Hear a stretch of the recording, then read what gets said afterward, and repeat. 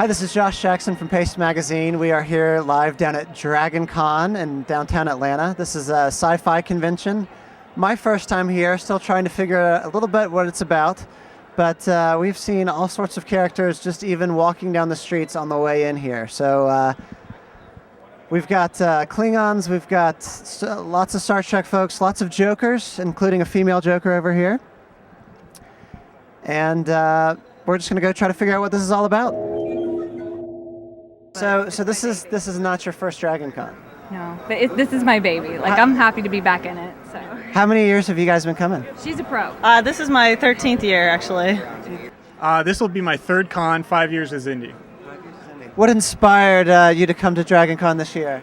Well, usually there's a lot of weird creatures and freaks around here, and I need more of them for the darkness of my place, you know. The more I can find, the more I can have waiting for the guests who visit. Nice.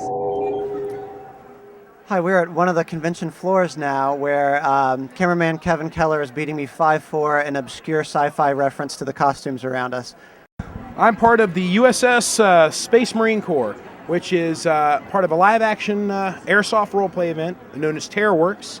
And we put on live-action roleplay with airsoft guns. Basically, we'll have players come in and they will board a space station or board a ship and fire at actors with low-power airsoft rifles, and it's a lot of fun. What brings you here to Atlanta? Odin has sent us to cleanse the lands. And what exactly does that mean? To die a good death in battle. Yet we have not found a worthy enemy. So any particular enemy you're looking for? Those Spartan weenies would be great to take on. I've seen a few Spartans running around here. I'm a Joker. She's my Riddler. Oh, the Riddler. Okay. Now I have to ask you, as the Joker, why the Jack Nicholson Joker, not the Heath Ledger Joker? I went a little bit more with actually Warner Brothers Joker. I've been a huge fan of the Joker my entire life, and this was the first costume I ever did. I've worn this for like 5 years. This is definitely my most worn costume. Did you choose the Good Doctor?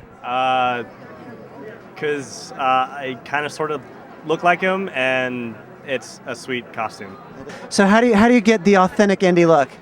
Well, really, the internet has really opened up our eyes to all the research that people have done.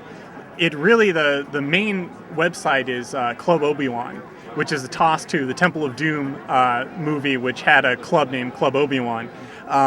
And the people who are on that website have been researching this ever since the first movie. And the wealth of knowledge they have and the research they've done into the costumes really make it, as soon as you join, you know what is the best stuff, what is the right stuff, what's accurate. And these people analyze the film cells down to the stitch. So it's really just a great research for anyone who's an Indiana Jones fan. My character is from a video game called Condemned to Bloodshot, and she doesn't really have a name. She's just sort of a crazy mannequin in a doll factory that you have to fight. If you didn't come with a costume, all kinds of opportunities here at Brute Force Leather. You can pretty much get anything here at Dragon Con, including pretty massive sword. And as we've been standing here, the number of 10 and 11-year-old boys with their eyes wide open is pretty massive. So what made you decide that this was the costume you were going to do this year? Well, I really like this style. Like, it's sort of like Silent Hill nurse kind of thing, but there's so many people that do that and do a great job. I was like, I can't live up to that. So I'm like, I want to be unique, and I want to do this because this is what got me the saw blade lollipop, and it went from there. Now that's a particularly real-looking bazooka there. Actually, yes, this is a decommissioned M72 Law rocket. Apparently, it was actually used in Iraq, so, put two and two together on that one. Today I've learned that I don't have a fraction of the clue I thought I had about sci-fi. So many of these obscure characters, I just haven't known what they were until I've asked. But Kevin, you know everything about comic books, I've learned. I've also learned what a crab-headed zombie is, and that when you interview somebody who's wearing chainmail, they typically will not break character. It's been a fun day of people watching, and can't wait for next year.